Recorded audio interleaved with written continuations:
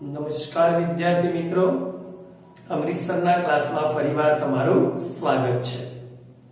મિત્રો, આજે આપણે GOC એટલે કે કાર્બનિક રસાયણના પાયાના સિદ્ધાંતોમાં એક સરસ મજાના ટોપિક વિશેની ચર્ચા કરવાની છે, જેનું નામ છે સમઘટકતા. બરાબર સમજીશું મિત્રો. આજનો ટોપિક છે આપણો સમઘટકતા, જેને આપણે આઇસોમેરિઝમ તરીકે ઓળખીશું. આઇસો એટલે સમાન. તો આજનો ટોપિક છે સમઘટકતા, આઇસોમેરિઝમ. પ્રથમ તો સમઘટકતા એટલે શું તે સમજવું પડે. તો સમઘટકતા એટલે શું? તો જે કાર્બનિક સંયોજનના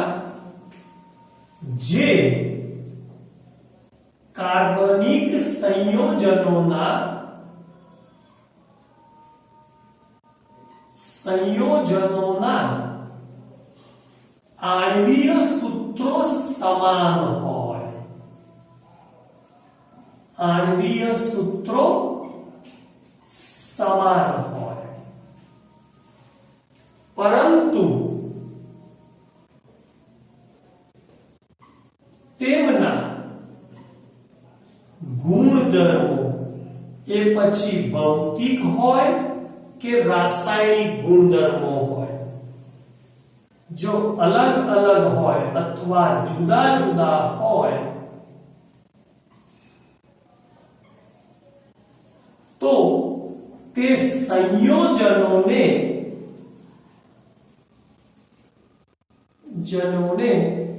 એકબીજાના સમઘટકો કહે છે. આ સંયોજનને એકબીજાના સમઘટકો કહીશું, જેને આપણે આઇસોમર કહીશું. બેટા, આઇસોમર્સ.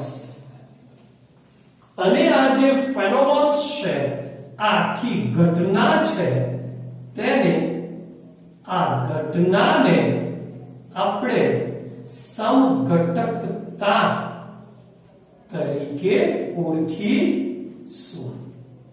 ટૂંકમાં આણ્વીય સૂત્રો સમાન હોય, પરંતુ તેમના ગુણધર્મો જુદા જુદા અથવા અલગ અલગ હોય તો તેમને સમઘટકો કહેવાના. આ ઘટના છે તેને સમઘટકતા કહે છે. આ સમઘટકતાના પ્રકાર આપણે એક સરસ મજાના ચાર્ટ સ્વરૂપે જોઈએ મિત્રો. તો સમઘટકતા મુખ્યત્વે 3 પ્રકારની છે. પહેલી છે બંધારણીય સમઘટકતા, જેને સ્ટ્રક્ચરલ આઇસોમેરિઝમ કહીશું. નંબર 2 છે અણુકોણાત્મકતા, જેને કન્ફર્મેશન કહીશું. અને નંબર 3 છે મિત્રો વિન્યાસી સમઘટકતા, જેને કન્ફિગ્યુરેશન કહીશું. તો બંધારણીય, આજે આપણે જે અભ્યાસ કરવાનો છે એ છે બંધારણીય સમઘટકતાનો. બંધારણીય સમઘટકતાના મુખ્યત્વે 5 પ્રકારનો અભ્યાસ કરીશું. પહેલી સ્થાન સમઘટકતા, બીજી શૃંખલા સમઘટકતા, અને સ્કેલેટલ કહીશું, અને પોઝિશન કહીશું. નંબર 3 ક્રિયાશીલ સમૂહ સમઘટકતા, જેને આપણે ફંક્શનલ ગ્રુપ આઇસોમેરિઝમ કહીશું. બીજી છે મધ્યાવયવતા, જેને આપણે મેટામેરિઝમ તરીકે ઓળખીશું. ખાસ અંગ્રેજીમાં આ શબ્દ વપરાય છે મેટામર્સ.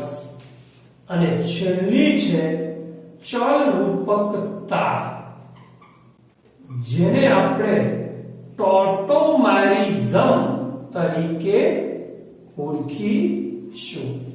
આપણા અભ્યાસક્રમમાં ચલ રૂપકતા વિશેનો ખ્યાલ આપેલો નથી, તો આપણે અભ્યાસ કરીશું સ્થાન સમઘટકતા, શૃંખલા સમઘટકતા, ક્રિયાશીલ સમૂહ સમઘટકતા તેમજ મધ્યાવયતા.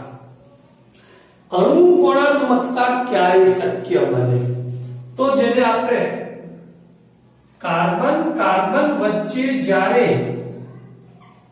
સિંગલ બોન્ડ હોય, એક બંધ હોય, ત્યારે અણુકોણાત્મકતા શક્ય બને છે. અને જેના ટાઈપ આપણે આગળ ઉપર અભ્યાસ કરીશું. તો એક છે સ્ટેગર્ડ, બીજી છે ઇક્લિપ્સ્ડ અને ત્રીજી છે સ્ક્યુ અથવા ગૌચ અથવા ગાઉચ પણ બોલે છે, GAUCH વગેરેનો આપણે અણુકોણાત્મકતામાં હાઇડ્રોકાર્બનના ચેપ્ટરમાં અભ્યાસ કરીશું. હવે વાત આવી વિન્યાસી સમઘટકતા. એનો એક ખાસ ટાઈપ છે બેટા અવકાશીય પણ કહેવાય, જેને અવકાશીય સમઘટકતા, જેને સ્ટીરિયો આઇસોમર તરીકે ઓળખીશું. જેમાં બે પ્રકાર પડે છે, બંને પ્રકાર ખૂબ જ મહત્વના છે નીટ અને જી માટે. જેમાં એક આવશે ભૌમિતિક સમઘટકતા અને નંબર 2 પ્રકાશીય સમઘટકતા. આ બેનો અભ્યાસ આપણે આગળ ઉપર 12 સાયન્સમાં કરીશું. ભૌમિતિક સમઘટકતામાં આમ તો ઘણા બધા ટાઈપ છે, પરંતુ ખાસ સીસ અને ટ્રાન્સનો અભ્યાસ કરવામાં આવે છે. આ ઉપરાંત ઈ અને ઝેડ નામકરણનો પણ ઉપયોગ કરે છે. પ્રકાશીય સમઘટકતામાં આપણે બે જોઈશું, એક ડી અને એલ. શું છે, કેવી રીતે છે ને કેમ છે, આગળ ઉપર અભ્યાસ. તો ફરીવાર સમઘટકતાના મુખ્યત્વે 3 પ્રકાર, એક બંધારણીય, બીજી અણુકોણાત્મક અને ત્રીજી વિન્યાસી. અણુકોણાત્મક ક્યારે શક્ય બને? તો કાર્બન વચ્ચે એક બંધ હોય, જેમાં સ્ટેગર્ડ, ઇક્લિપ્સ અને સ્ક્યુ અથવા ગૌચનો અભ્યાસ કરીશું. જ્યારે વિન્યાસી એટલે કે અવકાશીય સમઘટકતા, જેને સ્ટીરિયો આઇસોમર કહે છે, તેમાં એક ભૌમિતિક અને બીજી પ્રકાશીય સમઘટકતાનો અભ્યાસ કરીશું. એમાં ભૌમિતિકમાં સીસ અને ટ્રાન્સ તેમજ ઈ અને ઝેડ નો અભ્યાસ કરીશું. પ્રકાશીયમાં ડી અને એલ, સ્મોલ ડી અને સ્મોલ એલ નો અભ્યાસ કરીશું. તો આજનું આપણું કોન્સન્ટ્રેશન માત્ર ને માત્ર આટલા ઉપર કરીશું. તો એક વખત વિડિયો પોઝ કરી લખી દેશો. જોઈએ આગળ. બંધારણીય સમઘટકતા. બંધારણીય સમઘટકતા. પહેલા તો વ્યાખ્યા શું થાય? તો જે કાર્બનિક સંયોજનના શોર્ટ એન્ડ સ્વીટ, હવે આણ્વીય સૂત્રો સમાન હોય, પરંતુ તેમાં બંધારણો અલગ અલગ હોય. બંધારણો અલગ અલગ હોય એટલે કે તેમાં પરમાણુની ગોઠવણી જુદી જુદી હોય. પરમાણુની ગોઠવણી અલગ અલગ હોય તો તેમને એકબીજાના બંધારણીય સમઘટકો કહે છે.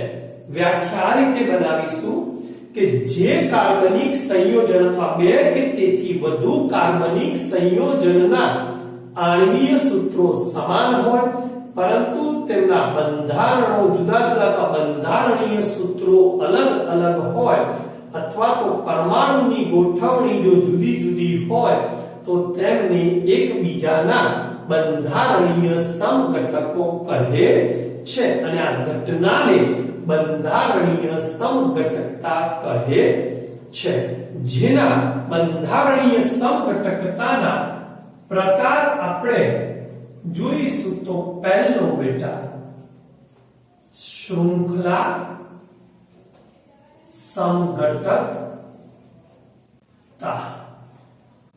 ચલો તો ફરી પાછી શૃંખલાની ડેફિનેશન આવી તો જે બે ફરીથી ના જે બે કાર્બનિક સંયોજનના બે કે તેથી વધારે હોઈ શકે બે કે તેથી વધારે સંયોજનના એક વસ્તુ તો સમાન હોય જ આણ્વીય સૂત્રો સમાન હોય પરંતુ અલગ શું હોય તો મિત્રો તો જે કાર્બનની જે શૃંખલા છે એ કાર્બનની જે શૃંખલા છે એ અલગ અલગ હોય તો તેમને શૃંખલા સમઘટકો કહે છે બરાબર આ ટોપિક ઉપર ધ્યાન આપવાનું છે કાર્બનની શૃંખલા અલગ અલગ હોય તો તેમને એકબીજાના શૃંખલા સમઘટકો કહે છે અને આ ઘટનાને શૃંખલા સમઘટકતા જેને આપણે અંગ્રેજીમાં સ્કેલેટલ તરીકે ઓળખીશું સ્કેલેટલ આઇસોમેરિઝમ દાખલા તરીકે ચલો સરસ મજાના ઉદાહરણ દ્વારા સમજીશું મિત્રો CH4 આપણે જાણીએ છીએ નામ છે મિથેન CH3 નામ છે ઇથેન અને CH3 CH2 CH3 નામ છે પ્રોપેન આ ત્રણના શૃંખલા સમઘટકો જોવા મળતા નથી ના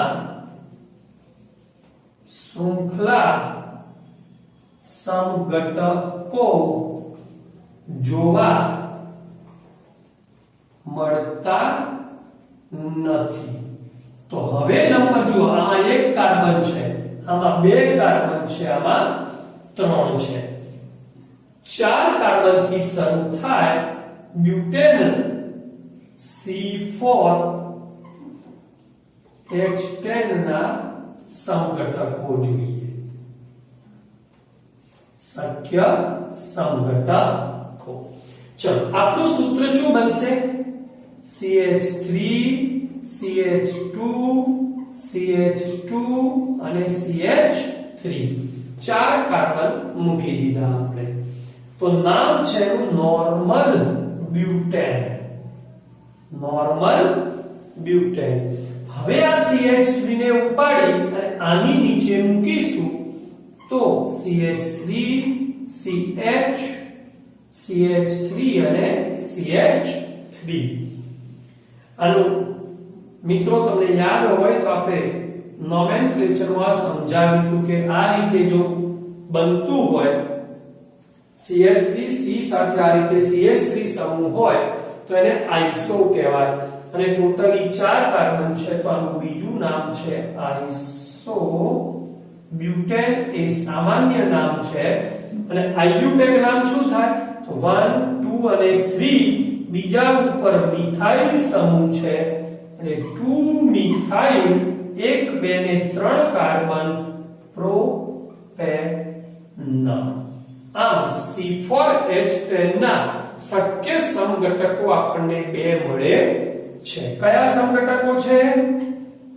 બરાબર ધ્યાન આપીશું કયા સમઘટકો છે મિત્રો તો શૃંખલા સમઘટક ચલો આ રીતે આપણે C5 કાર્બન 5 છે, હાઇડ્રોજન 12 છે. ચલો આના શક્ય સમઘટકો દોરવા છે. તો પહેલો CH3 CH2 CH2 CH2 અને CH3 પાંચ એકદમ રેખીય રીતે મૂકી દીધા. તો નામ છે નોર્મલ પેન્ટેન. 5 કાર્બન છે આપણા. હવે મેં તમને હમણાં સમજાવ્યું મિત્રો, આને ઉપાડીને આની નીચે મૂકીશું. ચાલો CH3 CH CH3 CH2 અને CH3. આને જ્યારે આની નીચે મૂકો ત્યારે CH3 કરવાનો યાદ રાખશો. કાર્બનની સંયોજકતા હંમેશા 4 પૂર્ણ કરવાની. તો હવે આપણે નોમેનક્લેચરમાં જોયું હતું મિત્રો, તો જ્યાં નજીક પડે ત્યાંથી નામ ગણીએ છીએ. તો આ બીજા નંબર ઉપર મિથાઇલ છે, તો આનું પહેલું સામાન્ય નામ થાય આઇસો અને ટોટલી 5 છે પેન્ટેન. Iso pentane. અથવા આઈયુપેક નામ થાય. બીજા ઉપર CH3 છે 2 મિથાઇલ અને ટોટલી 4 છે બ્યુટેન. આ આઈયુપેક નામ. ચલો આગળ જોઈએ. હજુ એક શક્ય છે. તમને એમ થાય કે આ CH3 અહીંયા લઈ જાવ તો એના એ જ બને બેટા. અહીંયાથી અહીંયા મૂકો તો એ બી નંબર અહીંયાથી આપવાનો થાય એટલે 2 મિથાઇલ બ્યુટેન જ થાય. તો હવે કયું શક્ય છે? તો CH3 જોડે C, એક નીચે CH3, એક બીજો CH3 ઉપાડ્યો અને CH3. મોસ્ટ IMP બાબત છે આ. એક કાર્બન સાથે જ્યારે ચારે કાર્બન જોડાયેલા હોય તો આવી રચનાને નિયો કહેવાય. નિયો. તો આનું નામ થશે નિયો. ટોટલી 5 છે નિયો પેન્ટેન, જે નામકરણમાં સમજાવેલું છે આપણે. બીજું નામ શું થાય? તો લાંબામાં લાંબી શૃંખલા આ ત્રણની છે, ના બે વિસ્થાપન છે માટે 2,2 ડાયમિથાઇલ અને 3 કાર્બનની આ શૃંખલા છે આપણી માટે પ્રોપેન. બોલો ક્લિયર મિત્રો? તો C5H12 ના કેટલા સમઘટકો મળ્યા આપણને? 3. કયા? શૃંખલા સમઘટકો. ચલો એક છેલ્લો જોઈએ આપણે મિત્રો. C6H14 ના શક્ય સમઘટકો કેટલા મળશે? આ તમારે હોમવર્ક કરી લેવાનું. ચલો પછી C7H16 ના અને 6 કાર્બન વાળો, આ 7 કાર્બન વાળો C818 ના, C920 ના અને C10H22. ચલો આના કઈ દઉં 75. આ બધા જ તમારી રીતે તમારે શોધવાના છે કે કેટલા સમઘટકો મળશે. બધા દોરવા જરૂરી નથી, શોધી લેવા ગમે ત્યાંથી. મોસ્ટ IMP છે. ઓકે મિત્રો? તો એક સમઘટકતા આપણે પૂર્ણ કરી. કઈ? શૃંખલા સમઘટકતા, સ્કેલેટલ. બરાબર યાદ રાખશો. આણ્વીય સૂત્રો સમાન હોય છે પરંતુ કાર્બનની શૃંખલા અલગ અલગ હોય છે. બરાબર યાદ રાખીશું. ચલો એક વખત વિડિયો પોઝ કરી લખી લેશું.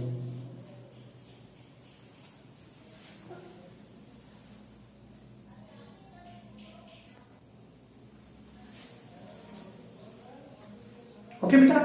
તો હવે પછીના ક્લાસમાં આપણે સ્થાન સમઘટકતા, ક્રિયાશીલ સમૂહ સમઘટકતા વિશે વિગતે અભ્યાસ કરીશું. ત્યાં સુધી અમરીશ સરને રજા આપશો. મળીએ નેક્સ્ટ ક્લાસમાં. જય શ્રી કૃષ્ણ.